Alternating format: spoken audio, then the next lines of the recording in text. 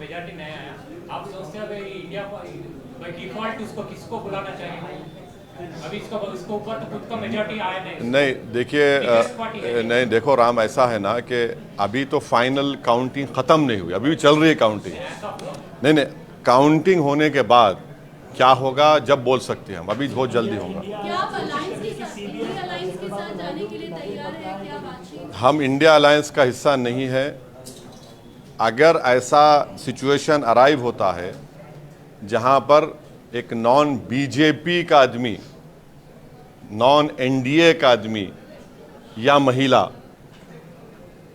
प्रधानमंत्री बनने का सामने आएगा तो हम यकीनन उस बारे में साथ देंगे उनका, मगर वो नहीं मालूम होगा नहीं होगा। हाँ बोलिए प्रमोद साहब। सर, पूरे इलेक्शन के दौरान आपने देश भर में घूम के जो बीजेपी के खिलाफ बोला, ये जो रिजल्ट आया है उसको आप कैसे देख रहे हैं? क्योंकि आप हर जगह जाके देखिए एक तो ये कि 10 साल का इनकी नाकारकर्दगी, इनके झूठे वादे, जो सुनो भाई सुनो, जो नेशनलिज्म के नाम पर उन्होंने जो धोखा दिया और चीन के बारे में नरम रवैया, बेरोजगारी, किसान, महंगाई, और जो प्राइम मिनिस्टर और बीजेपी की तरफ से जो कम्युनल अगली कैंपेन चलाया गया, उसका नतीजा आज आप देख रहे हैं। उसका नतीजा आज आप देख रहे हैं। जैसा हैदराबाद में वाहियात किस्म का कैंपेन बीजेपी ने चलाया, बिल्कुल वाहियात किस्म का, उससे बढ़कर ज़्यादा वाहियात नरेंद्र मोदी ने कैंपेन करवाया। बस ऐसा दिख रहा था कि इस देश में मोदी की नज़र में सिर्फ मुसलमान ही वोट देने वाले हैं, कोई दूसरा देने वाला नहीं है। हर भाषण में उन्होंने एक एक चुन चुन के इस तरह की वाहियात बातें की, और तारीख उनके भाषण को हमेशा याद रखेगा। राहुल गांधी ने अपनी प्रेस कॉन्फ्रेंस में फिर से संविधान दिखाया, क्या उससे आप इत्तेफाक रखते हैं कि संविधान बदलने की साजिश हो रही थी? जिस तरह से कैंपेन में चला, कांग्रेस के कैंपेन में जो चला, आप उससे इत्तेफाक रखते हैं? मैं बार बार आपको ये बात कहता रहा कि 400 सीट का मतलब एक ही है कि या तो संविधान को बदलने की तैयारी थी जिससे आरक्षण ख़त्म हो जाएगा, और सुनिए, या फिर बेसिक स्ट्रक्चर को ख़त्म कर देना। और आर्टिकल 29-30 के तो बीजेपी बरसों से खिलाफ है, जो कल्चर का प्रोटेक्शन और माइनॉरिटी के एजुकेशन इंस्टीट्यूट को प्रोटेक्ट करने का राइट देता है। तो ये है, संविधान अगर रहेगा तो इससे सबको फ़ायदा है ना। एक डॉक्यूमेंट है, उसमें फंडामेंटल राइट्स है, और हमेशा शुरू से आरएसएस देख लीजिए आप, पिछले 90 साल से आरएसएस हमेशा कॉन्स्टिट्यूशन को अटैक करती है। सर, आपके पड़ोसी राज्य में आपके दोस्त, कई बार उनको दोस्त कह चुके हैं, जगन मोहन रेड्डी को आपके दोस्त बुरी तरह हार गए, उस पर कुछ कहना है? अवाम का फैसला है, अवाम का फैसला है, उसको उसकी इज्जत करनी चाहिए, रेस्पेक्ट करनी चाहिए। मुझे उम्मीद है कि वो रेस्पेक्ट करेंगे। हाँ हाँ, बताया जा रहा है कि कांग्रेस पार्टी इंडिया अलायंस कोशिश कर रही है, चंद्रबाबू नायडू। मेरे को नहीं मालूम। देखिए मैं उसका अलायंस का हिस्सा नहीं हूँ, मैं उसका जवाब नहीं दे सकता। लेकिन आप पॉलिटिशियन हैं सर, आप इतने सालों तक पार्लियामेंट में हाँ, रहे हैं, ठीक। आप पॉलिटिशियन हैं। एक पॉलिटिशियन की सोच क्या कहती है इनको आना चाहिए सर कि इंडिया जो सियासी सूरत हाल बना है उसमें क्या होना चाहिए, क्या हो सकता है?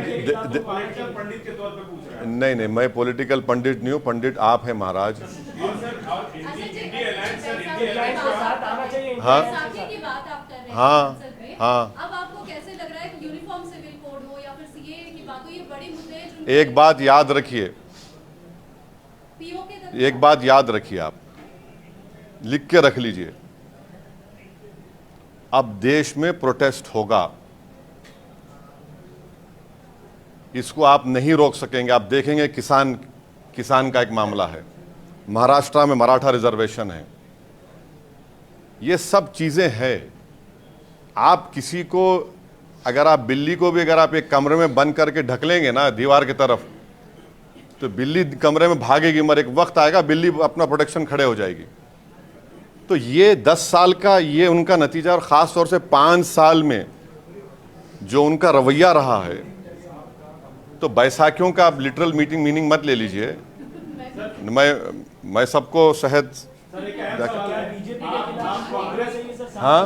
बीजेपी के खिलाफ क्या टीडीपी को, नीतीश कुमार को आना चाहिए? मैं कैसा बोलूंगा? मैं उस पार्टी का, अरे मैं उस पार्टी का नहीं हूं भाई, सर आप मैं उस पार्टी का नहीं हूं, मैं नहीं बोल सकता सवाल। सर, आप कांग्रेस पार्टी का हमेशा विरोध करते रहे हैं, लेकिन कांग्रेस पार्टी में सोनिया गांधी की आप हमेशा इज्जत करते रहे हैं।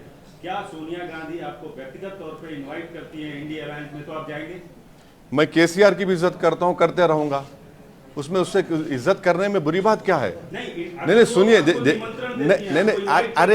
अरे देखिए ना कि ये मैं इंडिया अलायंस का हिस्सा नहीं हूं। हम मालूम है सर, नहीं, आपको अगर निमंत्रण दिया जाता है, सोनिया गांधी आपको बाइज्जत इनवाइट करती हैं, तो आप आएंगे? अरे आप ये समझ रहे मेरी इज्जत नहीं है अभी? बिल्कुल है सर। हाँ फिर बाहर क्या बात है? 3,47,000 से हैदराबाद की आवाम ने हमको कामयाब किया, ये सबसे बड़ी इज्जत दौलत है मेरे लिए। अब मैं देखिए, ये मेरे लिए बहुत काफ़ी है। जैसा हमेशा मैंने कहा कि हमारी गरीबी में शाही है, उसमें खुश हैं हम उसमें। सर कॉन्स्टिट्यूशन को लेकर आप इंडिया अलायंस के जो टॉप नेता है, टॉप लीडर्स है, उससे आपका बयान इत्तेफाक रखता है, तो आप क्या नहीं एक बहुत कम सीट्स इंडिया अलायंस और बीजेपी और इंडिया अलायंस के बीच में अभी लग रहा है, तो आप क्या उनको एटलीस्ट फॉर्मल तौर पे आप क्या आपका सपोर्ट जारी करेंगे, या फिर उसके साथ साथ सर जो आप बीजेपी के खिलाफ सीएए, एनआरसी, एनपीआर के खिलाफ जो आप वोट मांगे हैं, तो आपको बहुत बड़ी तरीके से जीत मिली है हैदराबाद पे, तो इसको भी आप नेशनली उठाएंगे क्या? बिल्कुल उठाएंगे, हम ही तो उठा रहे हैं इन चीज़ों को, बराबर उठाएंगे। कहने का मतलब जो आपको मैंडेट यहाँ पे मिला हाँ, है, हाँ। उसकी इज्जत रखने के लिए, हाँ। उन ताकतों को रोकने के लिए क्या इंडिया अलायंस के साथ मैं देखिए, मैंने शुरुआत में ही आपके पूछे बगैर इस बात को कह दिया कि हमारी पार्टी ने पब्लिकली इस बात को डिक्लेयर किया कि अगर नॉन बीजेपी, नॉन एनडीए का कोई शख्स प्राइम मिनिस्टर बनने की कोशिश कर रहा है या बन सकता है, तो यकीनन हम उसकी तायद करेंगे। मगर अभी काउंटिंग चल रही है, और काउंटिंग मुकम्मल होने के बाद आपको पता चलेगा। ख़ास तौर से बीजेपी वो 272 का मैजिक नंबर क्रॉस करती है, टच करती, नहीं मालूम, मगर मुझे लगता है कि वो नहीं कर पाएगी। सर आप बीजेपी को रोकने की बात कर रहे हैं, लेकिन लगातार चाहे असेंबली चुनाव हो, म्युनिसिपल हो, या फिर अभी के लोकसभा, एक बात तो साबित हो गई ना कि इस देश में मुस्लिम वोट बैंक नाम की कोई चीज कभी थी ना कभी रहेगी। ये एक मिथ क्रिएट किया गया था, ये एक मिथ है। ये कभी इस मुल्क में कभी मुस्लिम वोट बैंक नहीं था। ये खामखा ये लोग पुकारते थे और हमारी कम्युनिटी खुश होती थी। कभी था ही नहीं, ना कभी रहेगा। सर आप मुस्लिम वोट बैंक की बात कर रहे हैं, सबसे ज्यादा मुस्लिम पाए जाते हैं उत्तर प्रदेश में। उत्तर प्रदेश का आप रिजल्ट कैसा देखते हैं? वहां पे 40 से ज्यादा SP+2 मिलना और 40 से कम बीजेपी को मिलना, ये आंकड़े आप कैसा देखते हैं? और आप भी तो उत्तर प्रदेश में उतना आप कैंपेनिंग किए, तो आपका फिर नहीं तो एक बात सुन लीजिए, पूरा डेटा आने दीजिए। कितने सोशल ग्रुप्स, ओबीसीज, मुसलमान और दलित में जाटव है, पासी है, वाल्मीकि, कितने लोग वोट दिए, उसके बाद उस जवाब दे सकते हैं। मगर रिजल्ट तो आया ना। सर तेलंगाना में 8 सीटें जीत गई बीजेपी। हाँ, आपके सूबे तेलंगाना में 8 सीटें बीजेपी जीत गई, क्या कहना है? अभी और कम हो जाएगा, कल से आप देखेंगे उनकी ताकत कम हो जाएगी। किसकी ताकत? बीजेपी की तेलंगाना में।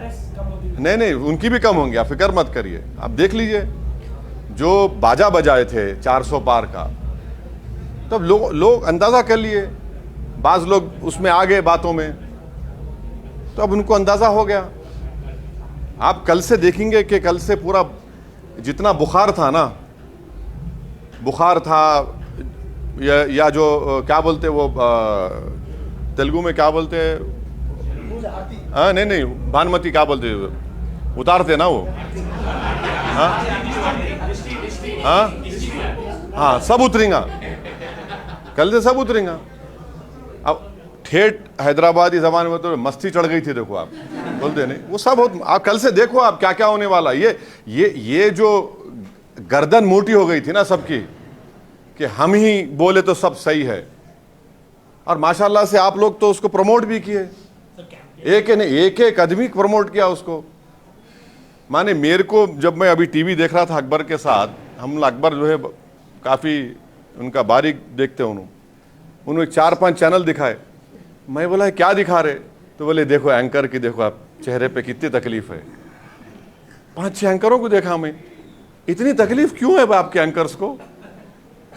अरे खुशी मनाइए, देश की जनता का फैसला है। आपके घर में तो चिराग जल रहा है ना, या कुछ आपको तो नुकसान हो गया, मेरे को नहीं मालूम। एक एंकर इतना ऐसा उदास लग रहा है कि भाई ऐसा दिख रहा है कोई घर में उनके कुछ हो गया, हादसा हो गया। पब्लिक का वर्डिक्ट है। हम उम्मीद करते हैं कि पूरे एंकर्स को रात में अच्छी नींद आएगी।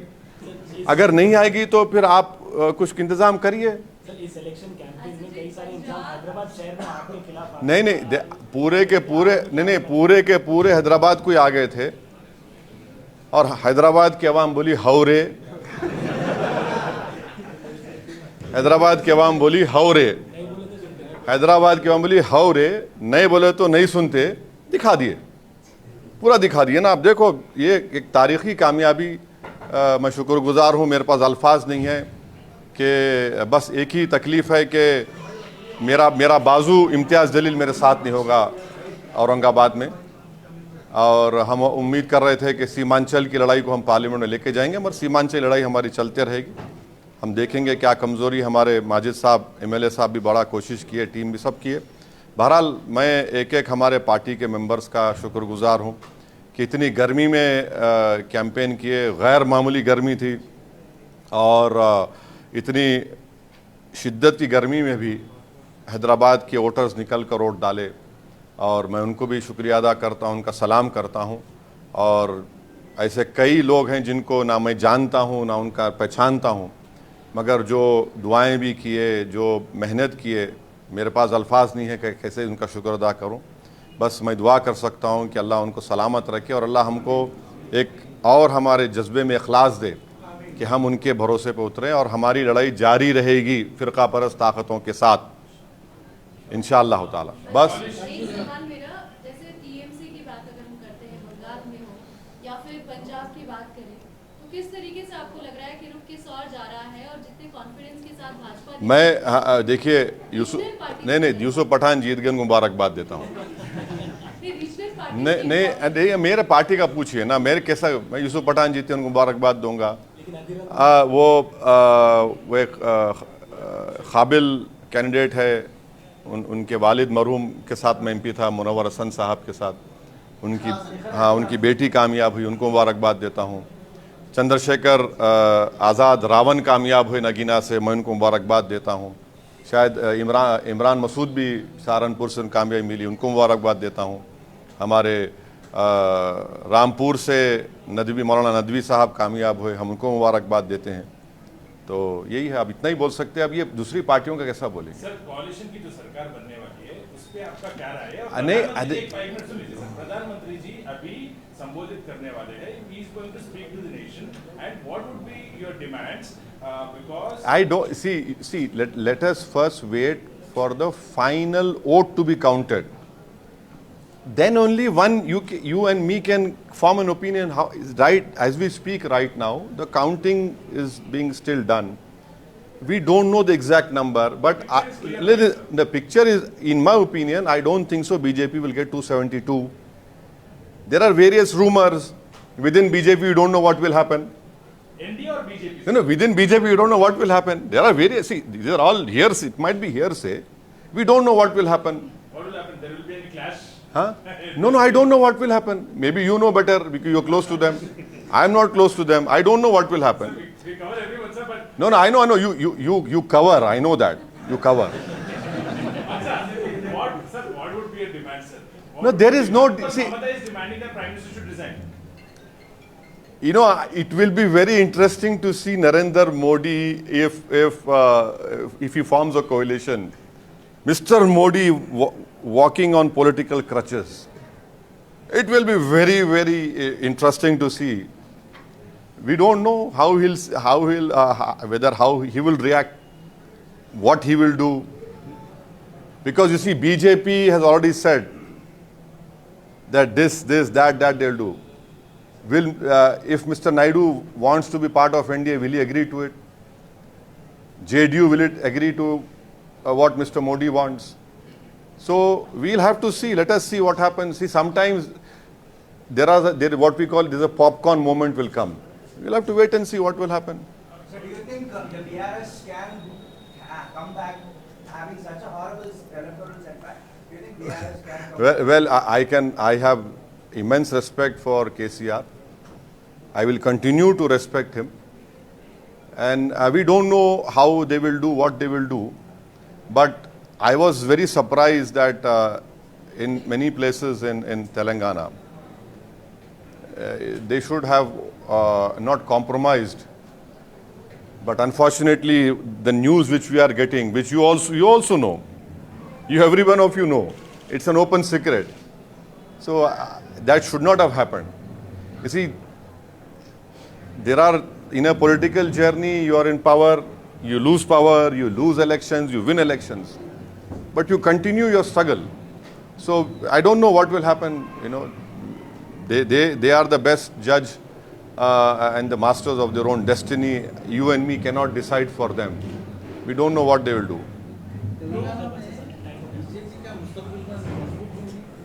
नहीं 8 सीट तो जीते बशीर साहब, तो यकीनन ये 8 सीट हमारे लिए एक लम्हे फ़िक्र है। और आपको याद होगा, मैं अपनी तकरीर में जो खिलवत में तकरीर हुई थी, मैं ये सब सीटों के नामा बोला था।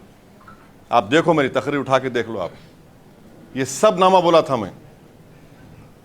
जहां से लोग जीते हैं मैं सब बोला था। तो अब बहुत सी बातें हैं, अब हम तो अपनी कोशिश किए, मगर मुझे यकीन है कि मुस्तकबिल में ये सब चीज़ें तब्दील होंगी। No, why? What is this? No. What is this? Today results have come. We want to develop Hyderabad. We want to keep Hyderabad safe. Communal amity should be strengthened. Akbaruddin Owaisi, our party leader, has stood up in the assembly and said, we will extend all the cooperation to you for the overall development of Telangana. We will continue to do that. But why everything has to be done on political basis? See, we have been given the mandate by the people, and we will have to safeguard that mandate also and deliver on the promises that we have made to the people of our respected constituencies. And Muslim reservation, sir. What about Muslim reservation? You should ask Chandrababu Naidu if he is supporting. No. I cannot answer everything here. Let us wait. You see, no. If tomorrow we don't know what Mr. Naidu will decide, but he is part of NDA. No, sir. He clearly said that. So then, why are you asking me? Why are you asking me? It should be obvious to you. It should be very obvious to you. Asad जी, राम मंदिर का मुद्दा और अयोध्या में जो हार है, इसको आप कैसे देख रहे हैं, और खासकर यूपी में जिस तरीके से? ऐसा है मैडम, आप एक कैसेट को हमेशा नहीं चला सकते। तो हम ठेठ हैदराबादी ज़बान में बोले तो हम लोग बोलते हैं, खादर खां के खट्टे डायलॉग हमेशा नहीं चलते। समझे ना आप? तो वो ये चीज़ें हो रही हैं, आवाम बेजार हो चुकी है, इनसे तंग आ चुके हैं। आप एक समुदाय को तो निशाने मलामत बना दिए, एक समुदाय को तो आप खतरा बता दिए देश के लिए। अने इतना ऐसा कैंपेन नरेंद्र मोदी चलाएंगे, कोई नहीं सोचा था। बल्कि मैं आपको बोल रहा हूँ, जितने जो नॉन बीजेपी मेंबर वोटर्स थे, वो मेरे को फोन करके बोले, मेरे को अकबर को बुला लो कि हम आपको वोट डाल रहे। क्यों डाल रहे हम पूछे, तो बोले इनके भाषण से। एक नहीं बल्कि कईयों लोग बोले कि ये चीज हमको नहीं चाहिए। ठीक है, थैंक यू साहब, थैंक यू।